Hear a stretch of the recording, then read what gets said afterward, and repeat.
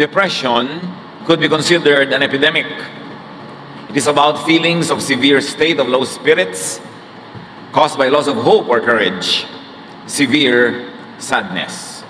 Maraming mga tao sa mundo ay may malalim, grabing lungkot, called depression, at ito'y nagiging dahilan ng napakaraming hirap sa buhay. Dealing with depression, yours or other people's depression. Panginoon, turuan niyo po kami na kilalanin ang aming mga sarili, pati ang aming kapwa, at makilala namin at maunawa ang malalim na lungkot na nagiging suliranin at bigat ng maraming buhay. Turuan niyo kami, Panginoon, na ito ay tapunan ng liwanag sa iyong salita at sa gawa ng iyong anak na si Jesus. At nang sa ganoon ay kami makalaya at maging kami man ay maging kasangkapan ng pagpapalaya mula sa depression sa maraming tao. Be our speaker, lead us, teach us, cleanse us, O God, so we can receive your powerful blessing in the name of your Son, Jesus. According to the World Health Organization studies in 2016, 350 million people worldwide suffer from depression. And statistics in 2005 says 15% of depressed people will commit suicide. Over 800,000 people die due to suicide every year around the world. And it is the second leading cause of death globally among 15 to 29 years of age. This is alarming. Napakaraming tao ang sobrang lungkot at 5 bahagdan ng mga nalulungkot na ito, according to statistics, will commit suicide. At higit na 800,000 tao ang nagsusuicide taon-taon. At sa Japan lang, mahigit 30,000 tao ang nagsusuicide taon-taon. At sa buong mundo, nakakabahala, ang pagpapakamatay ang pangalawang dahilan ng kamatayan ng mga kabataan from 15 to 29 years old. At sa Pilipinas, kumusta naman ang depression? Lingid sa alam ng marami sa atin, sa kabila ng maraming ngiti at mga festivals, the Philippines has the highest incidence of depression in Southeast Asia. At least 4.5 million Filipinos are considered to be depressed. And as many as 7 Filipinos commit suicide every day. Noong 2011, according to the World Health Organization, 16% of Filipino students aged 13 to 15 had seriously considered suicide. And 13% had actually attempted suicide. Sa Visayas, lalo sa Cebu, the highest seekers of counsel are high school students and wives of OFWs. Ito isang epidemic na halos hindi nakahalata, hindi napapansin, at kung minsan ay ayaw kilalanin dahil may kasamang stigma o negative image.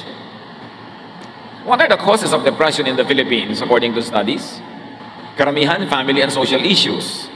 Di pagkakaunawaan sa pamilya at sa mga kaibigan, relationship and bullying among teens, yung nape-pressure ng barkada, at idagdag na natin ang religious bullying, yung mga lagi na lamang sinisita, binabantayan at sinasakal ng mga relihiyoso.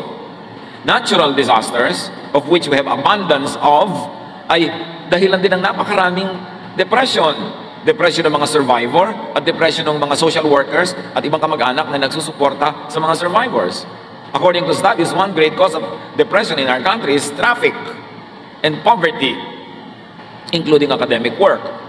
Paano ba nalalaman at nasusukat o nakahalata ang depression? What are the signs and symptoms of depression na dapat nating matyagan? Marami at iisa-isahin natin ang ilan doon. Subalit hindi naman kung meron ka nito ay depressed ka na, pero kung meron, ito ay isang sign ng posibleng depression, lalo't hindi na agapan. Lack of energy, loss of appetite, even constipation. No interest in work or other favorite activities. Poor or too much sleep, or too much appetite or too little of it. Weight loss or weight gain na biglang-biglaan. Extreme irritability. Lagi mainitin ang ulo kahit maliliit na bagay at hindi makayang pigilin ang galit. Anxiety and restlessness. Laging balisa, laging may kinakatakutan or fixation on the past. Ayaw nang limutin ang nakaraan, lalo ang mga maling nangyari. Thoughts of death or suicide. Even disabling fatigue. Yung laging pagod na wala nang magawa ng may gana. Difficulty concentrating or making decisions. Unexplained aches and pains. Mga sakit ng ganito at sakit ng gano'n na hindi makita ng doktor kung bakit. Madalas, ito ay resulta o sintoma ng mental illness called depression. How do we deal with depression? Kung minsan meron na palang gusto magpakamatay sa ating pamilya, sa ating mga kaibigan, kapitbahay, o hindi man nagpapakamatay ay parang wala nang kabuhay-buhay, paano nga ba susugpuin, bubunutin ang ugat ng depression? First of all, understand the depression by describing it clearly.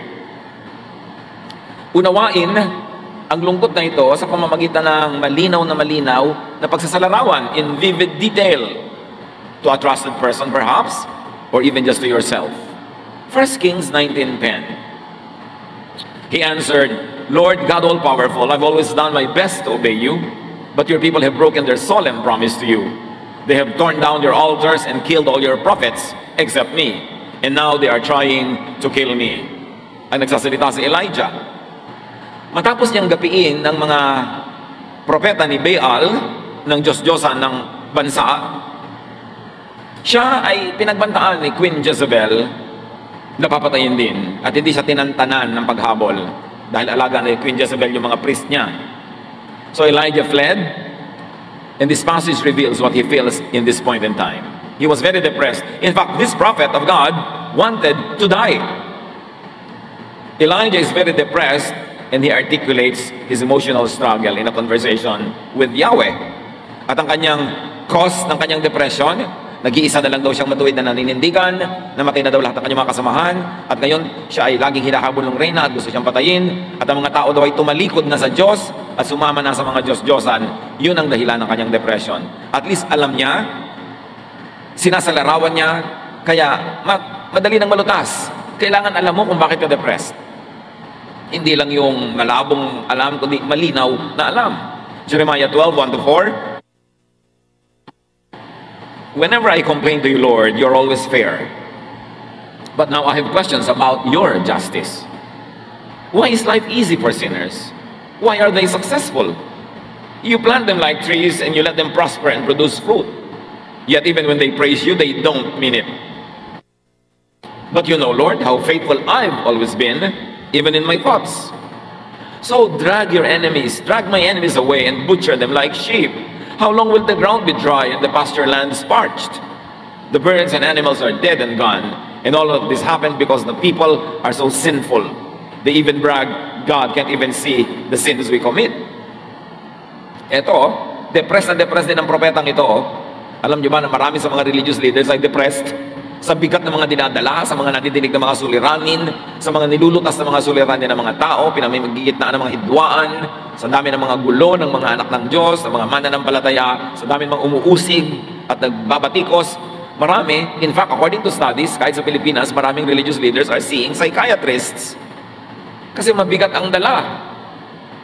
Itong si Jeremiah was depressed, and he expresses the cause of his depression. Kaya pala siya labis-labis na nalulungkot at nade-depress. Bakit daw yung masasama ang umaasenso? Bakit daw yung masasama ang sa sarap ng buhay? At yung mga makadiyos tulad niya, ang siyang nahihirapan. At ito ay idinain niya, sinabi niya ng walang kagatol-gatol kay Yahweh. So alam niya kung bakit siya depressed. At sinasabi niya yon. Knowing the enemy is important in overcoming it. Knowing what depresses you is important. Kung meron sa atin, naway wala. But according to statistics, meron dapat. Kung meron sa ating nade-depress, unawaing mabuti kung bakit. Alamin ang dahilan. Sabihin mo sa malinaw na salita, kahit sa sarili mo lang manalamin ka, nalulungkot ako, nade-depress ako kasi ganito, ganon. At kahit na yung dahilan mo ay walang kwenta sa tingin ng iba, may kwenta yun sa'yo, kaya ka nga nade-depress. Katulad dito, ito si Jeremiah, ang mismong ikinaka-depress niya, sabi sa Diyos, nasaan na inyong katarungan? Bakit ganon? Yung mabubuti ang nagdurusa, yung mga masasama, sila itong nagpapasasa sa saya sa buhay. Hindi siya nahiya sa Diyos na aminin na nade-depress siya doon at tinatanong niya sa Diyos yung ganong tanong. Hindi siya nahiya at tinanong niya talaga. Kahit naman hindi mo itanong, alam naman ng Diyos na tanong mo yun bakit itatago mo pa? Kaya mahalaga, inilalabas. Understand the depression by describing it clearly. Then identify the causes of depression. Una, inuunawa mo kung ano ito, at pagkatapos, ano ang pinagmumulan. Depression is not only something people have, but also something people do. ng ating mga depression at lungkot kadalasan ay bunga ng ating mga ginagawa, ng ating mga gawi, ng ating mga nakasanayan, mga habits, and they could cause depression. Depression is an active experience. And what are the sources of depression? Physiological or physical sources. Yung ating katawan, blood chemistry, mental condition, yung sitwasyon ng ating buong pangangatawan, pagkabusog o pagkagutom, pagkapagod o sobrang pahinga, o ang sobrang pag-iisip na nagpapalit ng hugis ng ating utak, lahat yan ay maaaring maging magbunga ng depression. Job 19:17-21, another very depressed man of God. My breath disgusts my wife. Everyone in my family turns away. Young children can't stand me, and when I come near, they make fun. My best friends and loved ones have turned from me. I am skin and bones, just barely alive. My friends, I beg you for pity. Alam natin ang kasaysayan ni Job, dumaan sa pagsubok, naghirap, nagkasakit, nagbutot balat, nabalot ng galis, itinakwil ng kanyang mga kaibigan, mga kamag-anak, ng mga kakilala. Yun ang dahilan ng kanyang depression. At ito ay merong physical reason. May mga tao na de-depress pag nananalamin. Hindi nila gusto ang kanilang nakikita. Merong nade-depress sa mga nangyayari sa kanilang katawan. Pagka may umiidad ang mga tao, kuminsan nade-depress din dahil bakit umihina na yung katawan nila, nakakaramdam ng ganito at ganyan, nakakakosya ng description. So, itong ginawa na pagde-describe na ito ni Job was very helpful in analyzing his situation. It described the physical condition of Job, which drove him into depression. Kaya dapat nag-iingat-ingat tayo sa pagsasalita. Kumisan may babaeng o lalaking hirap na papala sa pagpapapayat. Tapos pag nakita mo pa, sabi mo, hoy taba, halika nga dito. Tatawagin mo pag gano'n, na-depress tuloy. Mamaya, nagbigti na. Dahil lang sa katabilan mo at hindi kataklesahan ng iyong bibig. May mga sinasabi tayo kumisan na nakaka-depress sa tao. Hirap na yung isang ina na kachuchutan ng anak niya para maging honor student. Tapos sabi mo, hoy, bakit 3 taon ka na sa grade 1? Manahimik ka na lang kung naobserbahan mo yung ganang mga bagay. Kasi ang salita natin ay nakakapagpalala ng matinding kalungkutan at paghihinagpis ng ating kapwa. Pag-iingatan natin yan. Another source of depression, aside from the body, is emotional or mental sources, like guilt. Kaya maraming relihiyoso, depressed, kasi walang ginawa yung religion, kundi sila ipagiltihin. Or misplaced shame. Hiyang-hiya sa mga bagay na hindi naman nakakahiya, pero hiyang-hiya. Or fears and suppressed feelings. Marami kasi, nag-exercise sila ng social control over domineering parents, sobrang mahihigpit ang mga magulang at mapag-control halimbawa ng mga anak, sobrang mahihigpit at mapaghusgang mga religious groups. Pag napasali ka sa mga ganito, nasusuppress yung feeling mo. Gusto mo magsaya, hindi ka makapagsaya. Gusto mo magbihis ng ganito, hindi mo maisuot. Sikil na sikil ka. Pagka yun nagpatuloy at naipon ng naipon, nagiging depression. Legalistic and dogmatic religiosity could cause grave negative emotions. Mas marami nagsusuicide na relihiyoso kaysa yung mga tao hindi relihiyoso. Kasi sikil na sikil. Akala nila galit ang Diyos sa sumasaya, ayaw ng Diyos na natutuwa ka sa buhay, kaya lagi nilang inililihim, itinatago ang tunay nilang nadarama, ang nangyayari na de-depress. Kaya si Jesus ay nagagalit sa mga relihiyosong taong sobrang magpahirap sa mga tagasunod sa kanila. Binibigyan ng mga impossible expectations. Matthew 23:4, sabi ni Jesus, ang ganito daw ng mga religious leaders, they pile heavy burdens on people's shoulders and won't lift a finger to help. Sa 1 Samuel 18:6-11, dito ay i-describe kung paano pinuri ng mga babae sa Israel ang mga nagawa ni David sa giyera na insecure tuloy itong si Haring Saul. David had killed Goliath, the battle was over. As the enemy went along, women came out of each Israelite town to welcome King Saul. They sang, Saul has killed 1,000 enemies, David has killed 10,000. This song made Saul very angry and he thought, they are saying that David has killed 10 times more enemies than I ever did. Next, they will want to make him king. Saul never trusted David again. Nakita nyo, dahil sa kanta ng mga kababaihan na yon na insecure yung king, at napahamak din si David. Meron kasi mga tao hindi nag-iingat sa sinasabi nila. Huy, bakit ang ate mo mas mataas ang grade kesa sa'yo? Nakaka-depress ka na pala. Bakit mas maganda siya kaysa sa'yo? Bakit ganyan? Ang mga pinsan mo successful, ikaw hindi. Comparisons. So these women were comparing David and Saul. Verse 10, the next day the Lord let an evil spirit take control of Saul, and he began acting like a crazy man inside the house. David came to play the harp for Saul as usual, but this time Saul had a spear in his hand. Saul thought, I'll pin David to the wall. He threw the spear at David twice, but David dodged and got away both times. So meron daw masamang espiritu na pumasok dito kay Saul, kaya sinikap niyang sibatin itong si David dalawang ulit. Hindi lang nga siya nagtagumpay, pero kung nagtagumpay siya, napatay niya. Note that the evil spirit here could refer to ancients' way of describing depression. Wala kasing salita yung mga ancient people ng salitang depression. So sa kanila, pagka yung nade-depress yung tao, gumagawa ng mga bagay na ngayon ay alam natin ginagawa ng depressed people, sinasabi nila, may masamang espiritu. Hindi laging literal ang masamang espiritu. Kulang lang sila ng kaalaman sa siyensya para i-describe clinically yung nangyayari. Kasi para naman talagang tinitirhan ng demonyo, yung grabe ang depression. Kung hindi pinapatay ang sarili, pumapatay ng iba. So identify the cause or causes of depression. In Saul's case, it was envy. Envy that was encouraged, nurtured by these women who were singing songs that made the king insecure. Meron silang pananagutan doon kung bakit nagkaganon din yung hari. Another way to deal with depression is to uproot the causes of it. 1 Samuel 16, 14 to 19. The Spirit of the Lord had left Saul, and an evil spirit from the Lord was terrifying him. In other words, peaceful thoughts were not in his mind anymore, and he was filled with very troubling, depressing thoughts. It's an evil spirit from God that's frightening you, Saul's officials told him. Your Majesty, let us go and look for someone who is good at playing the harp. He can play for you whenever the evil spirit from God bothers you, and you will feel better. Dito maraming naguguluhan na nagbabasa ng Biblia, bakit daw pinapayagan ng Diyos yung evil spirito na maglabas-masok kay Saul? Terminology nga, ano mga sinaunang tao for depression. So nung umalis sa kanya ang matino at tahimik na pag-iisip, syempre ang pumalit, magulo at violent na pag-iisip. At sabi ng kanyang mga tauhan, maghahanap po kami ng musikero, yung magandang tumugtog. At kung kayo ay ginugulo ng espiritong yan sa inyong utak, tutugtog siya at kayo mapapayapa. All right, Saul answered, find me someone who is good at playing the harp and bring him here. A man named Jesse who lives in Bethlehem has a son who can play the harp.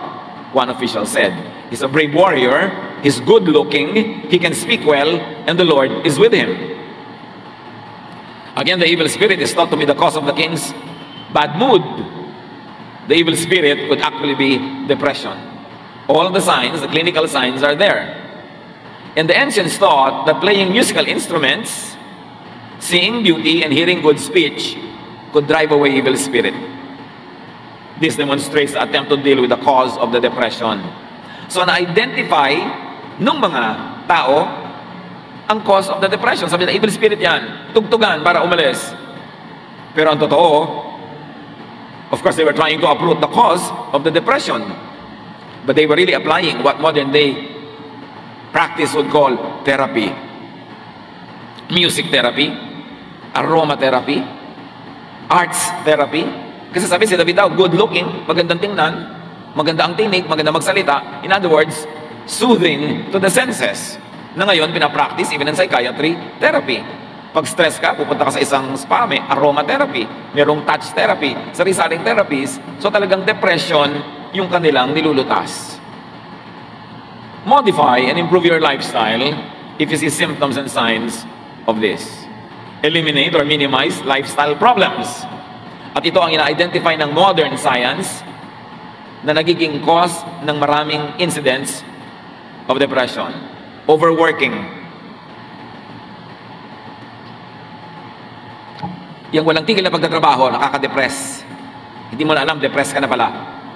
Kaya inutos ang Diyos, kailangan may pahinga bawat linggo. Huwag ka magmimintis ng pahinga. Pag nasobrahan ka ng pagod, pwede ka ma-depress. Lack of exercise.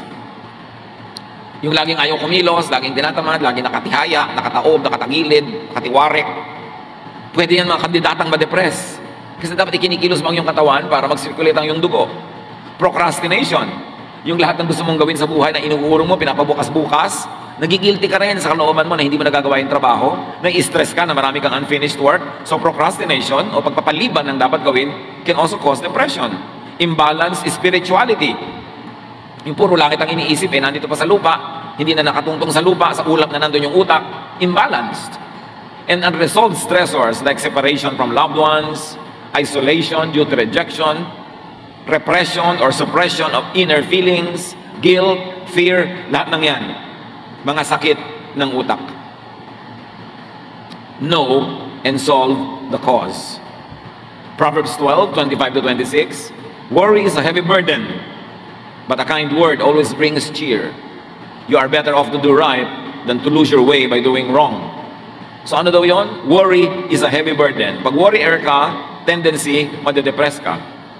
Walang ginagawa kundi mag-alala, mag-isip, matakot, mangamba. Pero sabi, yang mabuti, mabait, magandang salita, nakakapagpasaya. So may nagwo-worry na nga, pagpasok mo, dadagdagan mo pa. Hindi siya sumaya. Lumala ang kanyang nararamdaman. You see the ministry of words? With the words that we say, we can hurt or heal people. We can encourage or discourage. We can be a blessing or a curse. Kaya maganda, iniingatan ng salita, binibitawan yung mabuti, mabait, nakakapagpasaya, nakakapagpatibay ng loob, hindi nakakasira ng loob. And this Proverbs 12 is warning against worrying. It is a prescription to hear and say kind words. Not only to hear, but also to say. Pag tayo ay nagsasalita ng mababait na mga pananalita, nakakapagpagaling ng damdamin, nakakapagpasaya, nakakapagpatahimik, tayo may nakikinabang kasi tayo man ay natatahimik at napapayapa. Ang hindi alam ng mga mahilig manakit sa pamamagitan ng salita ay una na nilang sinasaktan ang sarili nila bago pa man nila masaktan yung kanilang kausap. Because you keep what you give away. Ang ginagawa natin sa kapwa, tumatalbog at bumabalik sa atin. Kaya ang bawat pananakit natin, nasasaktan din tayo. Meron tayong espiritu ng Diyos na nakatira sa ating puso na pag may ginagawa tayo at sinasabing hindi maganda, ay una nang nasasaktan yung espiritu nasa ating puso, tayo ang unang nadadawit, tayo ang unang nasasaktan. Proverbs 23:4, be wise enough not to wear yourself out trying to get rich. Sa inyo magpakatalino, huwag mong gasgasin ang iyong sarili sa pagpapayaman. Hindi ito warning against getting rich. It is warning against wearing yourself out trying to be rich. Hindi yung pagyaman ang minamasama dito, kundi yung pagpatay mo sa sarili mo, yumaman ka lang. Kaya kailangan, balanse pa rin. Kahit ka nagsisikap, may pahinga ka, meron kang entertainment, meron kang relaxation, at meron kang giving, meron kang charity, balance ang buhay mo. Proverbs 23:19-21, listen, my child, be wise and give serious thought to the way you live. Don't associate with people who drink too much wine or stuff themselves with food. Drunkards and gluttons will be reduced to poverty. If all of you do is eat and sleep, you will soon be wearing rags. Again, this is an exhortation for lifestyle change. Yan, piliin mo yung mga kasama. Huwag ka sumama sa mga lasenggo, sa mga sobrang masisibak, mga matatakaw. Walang ginawa kundi mag-iinuman, magkainan, ipaghihirap mo yan.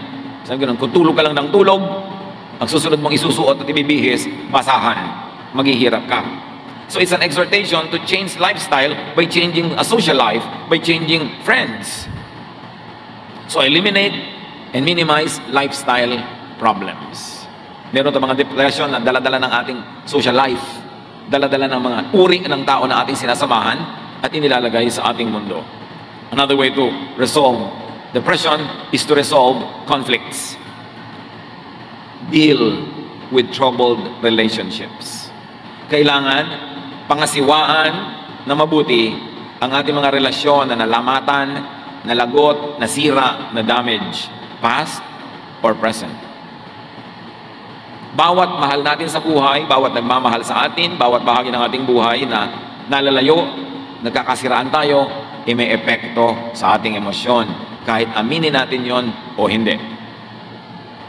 Proverbs 17:9, you will keep your friends if you forgive them, but you will lose your friends if you keep talking about what they did wrong. So itinuturo dito, may mga kaibigan ka, may investment ka na dyan, emotional investment, time investment, sometimes financial investment din. Pagkatapos mag-aaway kayo, hindi mo papatawarin, hindi kayo magpapatawaran. Sayang naman ang lahat. Tapos magsisiraan pa kayo. Hindi pa yung pampaganda ng buhay, pampapangit. Kaya sabi, kung hindi mo papatawarin na nagkakamali sa'yo, ay mauubos lahat ng tao sa mundo mo kasi lahat magkakamali rin. Panapanahon lang. At mawawala lahat ng kaibigan mo pag ipinamamalita mo lahat ang mga mali nilang ginagawa. Ang ibig sabihin lang, magpakatino ka. Keep your friends, keep your relatives, keep people around you by forgiving them if they commit a mistake and by not talking about them again, behind their backs. Huwag mo silang gawing topic pag wala sila para hindi lumayo ang loob kasi malalaman at malalaman nila na pinag-uusapan nila ninyo sila. At magagalit at lalayo sila sa inyo. At pag may nasisirang relasyon, na-offend ka, nasaktan, sabi ni Jesus, Matthew 18:15, if one of my followers sins against you, go and point out what was wrong. But do it in private, just between the two of you. So sabi ko nun, pag kami nagkamali sa'yo, kausapin mo ng pribado, sarilinan. Kayong dalawa lang.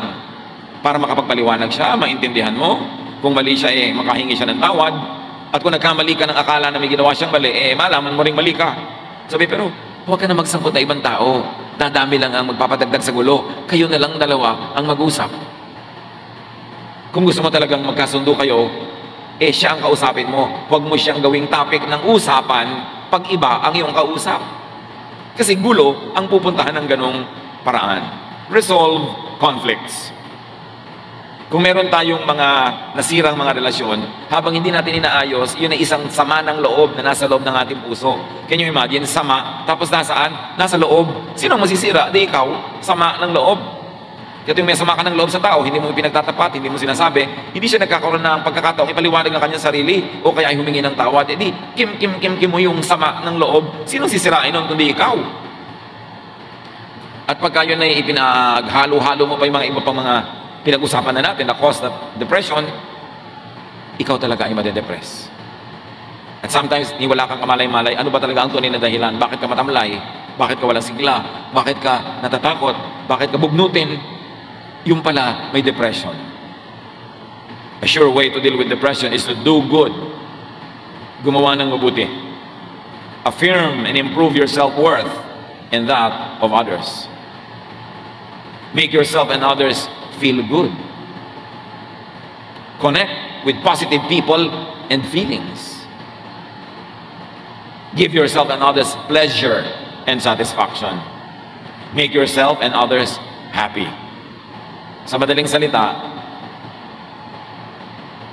iwasan o bawasan o tanggalin ang depression sa pamamagitan ng kaigaya, masayang pakiramdam. Pasayahin mo ang iyong sarili, pasayahin mo ang iyong kapwa, at sa climate of happiness, you will thrive. Your emotions will heal. The best part of you will come out, and you will be a good product of God's work. Proverbs 14:22, you will earn the trust and respect of others if you work for good. If you work for evil, you are making a mistake. Lagi kang gumawa ng mabuti. Yan ang tamang gawin. Pag may ginagawa kang hindi mabuti, nagkakamali ka sa landas na yung tinatahak. Kasi lahat ng itinatanim ay inaani. At lahat ng inaani, nagbubunga talaga yan. Dumadami. So magtanim ng mabuti para umani ng mabuti. Ang itinatanim nating masama, inaani din natin sa ating buhay. Magandang ministry to make yourself and others feel good. Not feel bad. May mga tao, ang gifted sila at making people feel bad. Pinapalungkot, nilalait, minamaliit, iniinsulto, kinakawawa, sinasaktan. Hindi yun ang makadiyos na paraan ng pamumuhay at pakikipagkapwa. Sabi sa Ecclesiastes 8:15, so I think we should get as much out of life as we possibly can. There is nothing better than to enjoy our food and drink and to have a good time. Then we can make it through this troublesome life that God has given us here on earth. Sabi niya, alam niyo kung ano ang aking natanto? Dapat matanggap mo mula sa daigdig, mula sa buhay, mula sa langit, ang lahat ng pwede mong matanggap na magagandang bagay. Wala nang hihigit pa na karanasan kaysa masarapan ka sa iyong pagkain, sa iyong iniinom, at masayahan ka sa dumadating at dumaraang oras. Sabi ganon, pag masaya ka, pag nag-e-enjoy ka, malalampasan mo ang lahat ng hirap dito sa mundo. So, napakahirap ng buhay, sabi ni Solomon, maraming pagsubok, maraming sakit, pero kailangan, para ka mag-survive, may enough deposit ka of happiness in your heart. Kasi maraming magwi-withdraw dyan. May mahal ka sa buhay na mamamatay, mayroong magkakasakit, may mapapahamak, may mapapariwara, mayroong mabibigo. At pwede mangyari rin yun sa iyong buhay.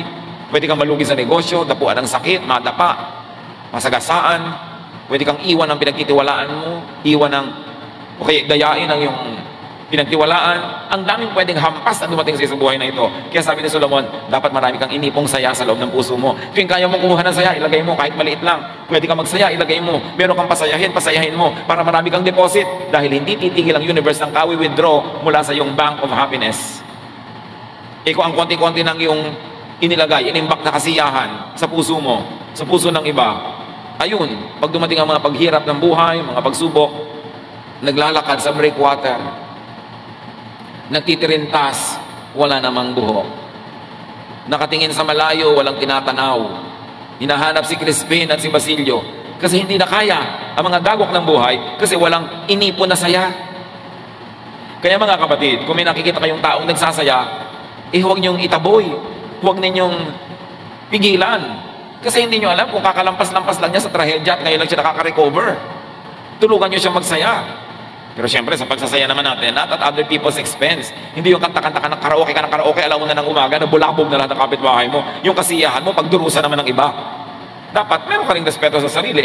Pero yung pagsasaya natin na hindi naman tayo nagnanakaw sa iba ng kanilang katahimikan, kapayapaan at kasiyahan, Solomon, the wisest man ever, prescribes that. So niya, tuwing kaya mo mag-enjoy ka. Kasi maraming panahon ng lungkot. Maraming panahon ng pagdurusa. So yung pwede ka magsaya ka na. Kasi pag pagdurusa time, hindi ka pwede magsaya. So dapat pag may chance, samantalahin. Do good. Pleasure is an antidepressant. Happiness is an antidepressant. Daig pa niya ng mga pills na nabibili mo pagka meron kang kasiyahan. Kaya pipiliin mo rin yung kasama mo sa buhay, yung masaya din kasama. Hindi yung pagkasama mo, ang lungkot-lungkot yung dalawa kasi wala na siyang ginawa kundi magreklamo, umatungal, manira, mamintas, puro negative, mahahawa ka doon. Siyempre, sa mga grabbing depression, seek a spiritual counselor or a specialist doctor. And that is to rule out physical causes and to conduct therapeutic counseling. Pag may nade-depress, ang unang-unang ginagawa ng trained counselor, makipag-interview at alamin kung yung kanyang depression ay chemical or physical. Bago sabihin na yun ay spiritual o emotional, may nai-eliminate. Sabi sa Proverbs 28:26, it is foolish to follow your own opinions. Be safe and follow the teachings of wiser people. So dapat magpa-counsel ka sa spiritual counselor, sa clinical counselor, para malaman kung ano ba talaga yung gumugulo sa iyong buhay. At huwag kang mahiya na magpa-counsel.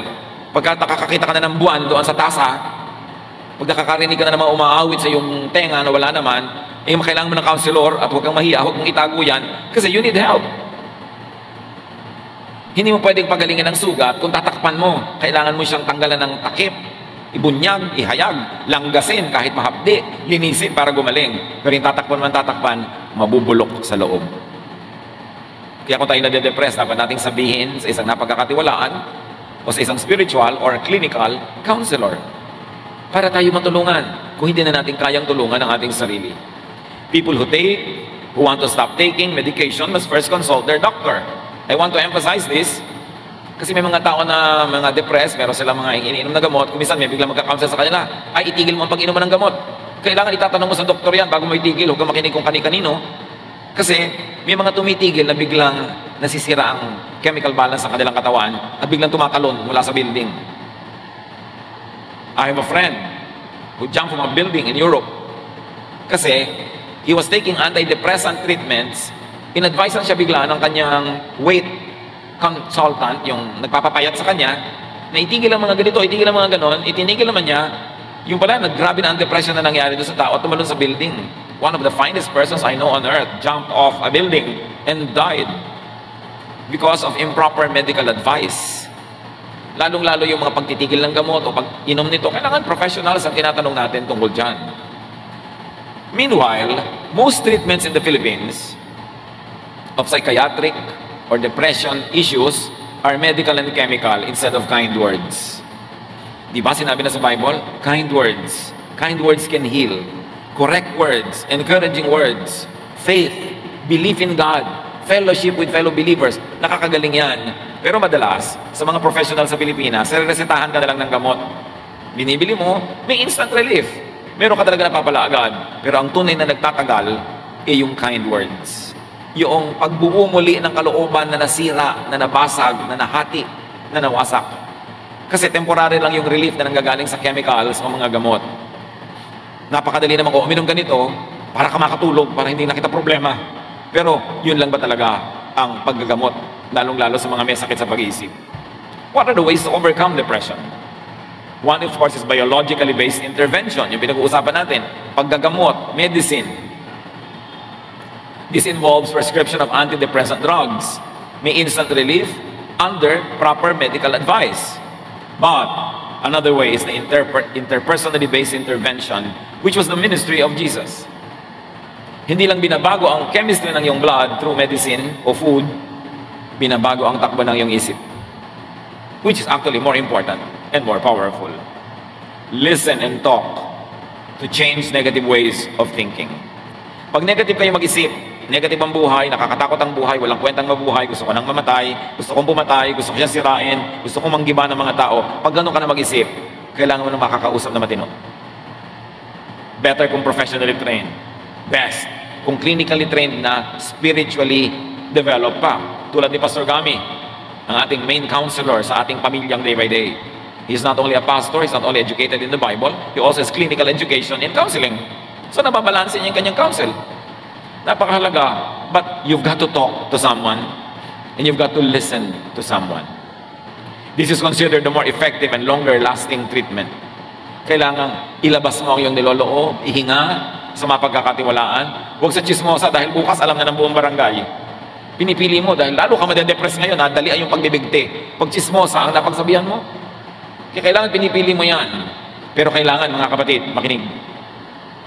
Kung madilim na ang takbo ng ating isip, pinagdidimla na tayo ng paningin, pangit na ang tingin natin sa buhay, wala na tayong pag-asa, puro negative, kailangan baguhin ang pag-iisip.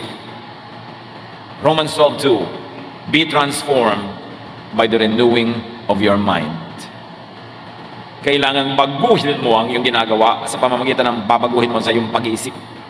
Sa pag-iisip nagsisimula yan. At ang pinamumugaran ng dyablo ay ang ating utak. Lalo naman na yun ang dapat tahanan ng Espiritu ng Diyos, ang ating isip. Eliminate, minimize negative emotions. Pinag-usapan na natin ang maraming pinagmumulan yan. Identify what causes you to be afraid, to be negative, what causes you to think of bad things, to do bad things, and to say bad things. Dapat bunutin, tanggalin sa buhay. And very importantly, rest. Magpahinga. Madalas, nade-depress tayo, gutom lang o pagod lang. Mahalagang nagpapahinga ang tao and let people rest. Pagpahingahin natin ang mga tao. Gusto nila magsaya para mabalanse ang mga lungkot nila, payagan natin, bigyan natin ng oras, bigyan natin ng lugar, bigyan natin ng pagkakataon. And stop judging, rejecting, and isolating people and yourself emotionally and spiritually.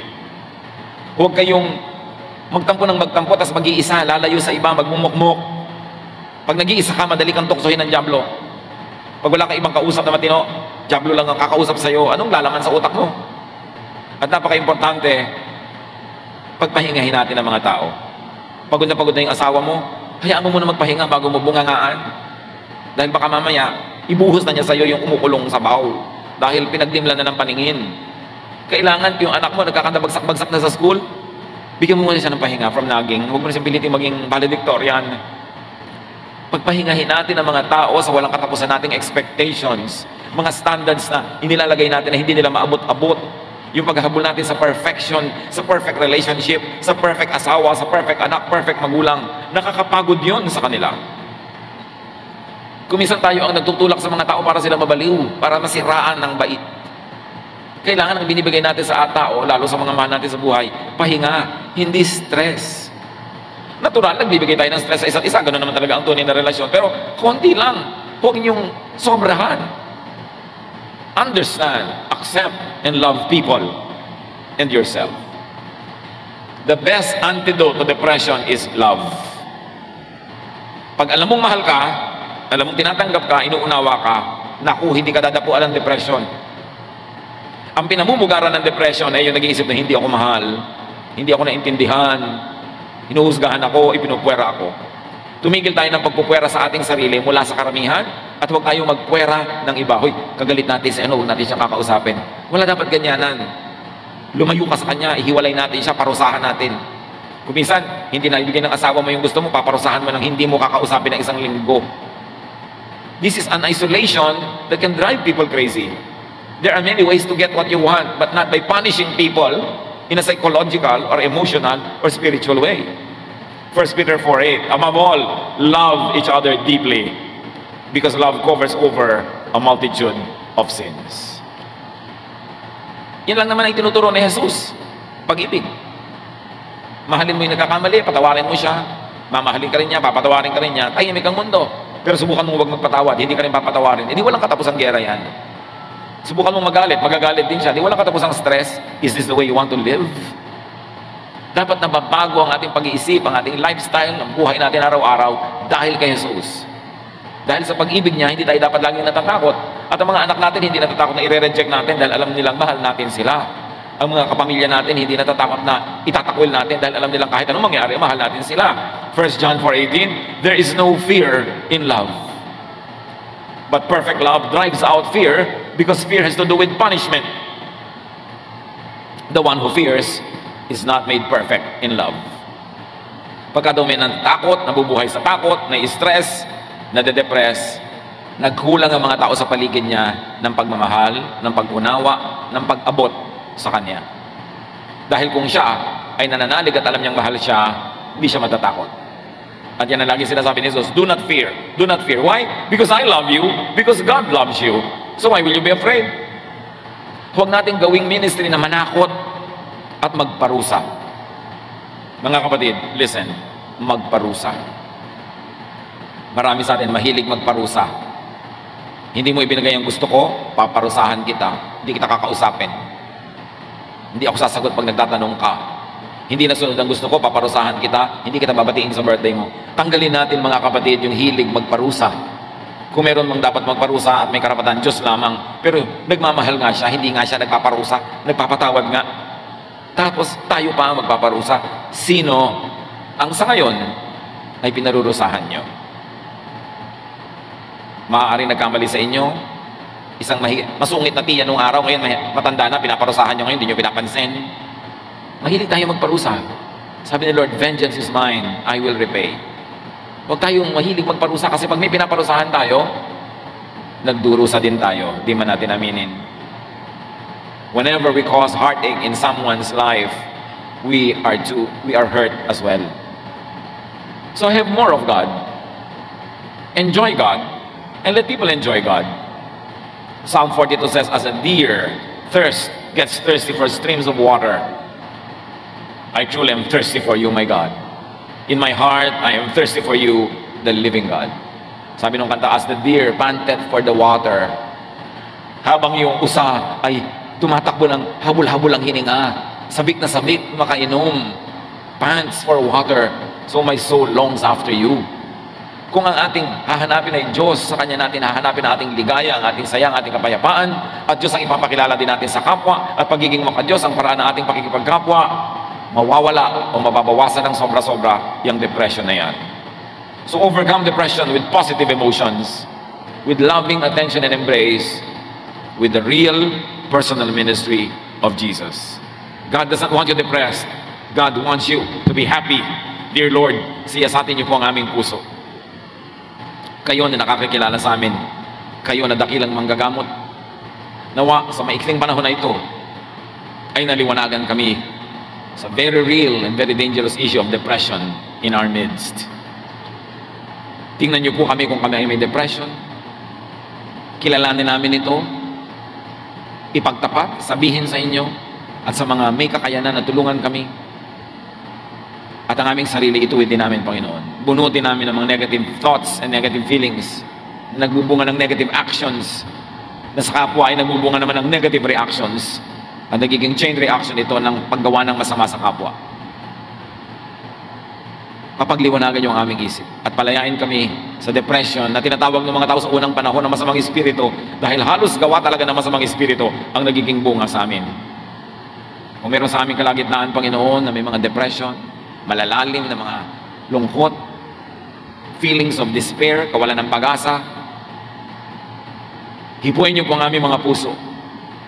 Punuan niyo ito ng pag-ibig ng iyong anak na si Jesus at pagalingin ang mga sugat ng aming damdamin.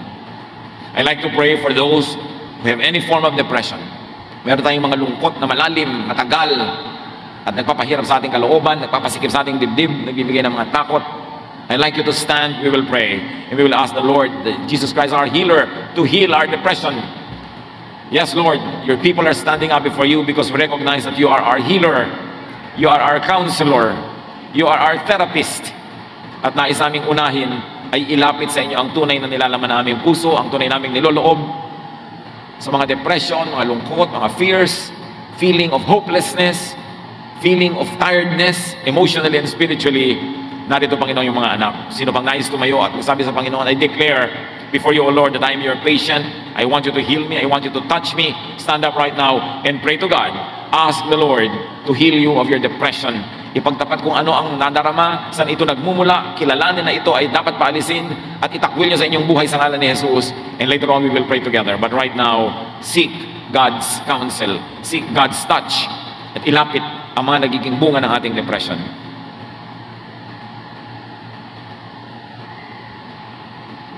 Panginoon naming Diyos, kayo nakakaalam ng ipinagtatapat, inilalapit, idinudulog ng bawat isa. Iba-iba ang detalye. Pero isa lang ang tunay na pinagmumulan nito, Panginoon. Detachment from you and detachment from the people we care about. Mga masasakit na nadama dahil sa pagtanggi, pananakit ng kapwa, paninira ng loob, panghihina ng loob. Panginoon, anuman na nagpapalungkot, nagbibigay ng takot, alalahanin o bigat ng damdamin sa iyong mga anak, Father, in the name of Jesus, your Son, we rebuke and drive away. And we open our hearts to your healing, to your love, to your touch. Hipuin mo, Panginoon, ang damdamin ng puso ng bawat isang ngayon ay lumalapit sa inyo. Palitan niyo ang bawat takot ng katiyakan at pananalig. Palitan niyo ang mga lungkot ng kasiyahan. Palitan niyo, Panginoon, ang mga kahinaan ng lakas at ang lahat ng kadiliman ng inyong makapangyarihang liwanag. Touch our hearts. Heal us of depression, O Lord, whatever form, whatever shape it may come. Lord, heal your people. Cover them with the blood of your Son, Jesus, and let the power of your resurrected Son be made real in the lives of your people. Magsiupo kayo, mga kapatid, at patuloy sa panalangin, dumulog sa Panginoon, at ngayon ay humiling kayo ng mga nais ninyong kagamutan, kagalingan, sapagkat siya'y nakikinig sa atin. Ilapit ang ating mga kahinaan at palitan ng Panginoon ng lakas. Ang ating mga pagdududa ay palitan niya ng pananalig. Ang ating mga kadiliman maging kaliwanagan dahil si Jesus ay liwanag ng sanlibutan. Lord, as your people remain silent before you, work in our midst. Move, O God. Heal your people. Stay in the Lord's presence in silent contemplation.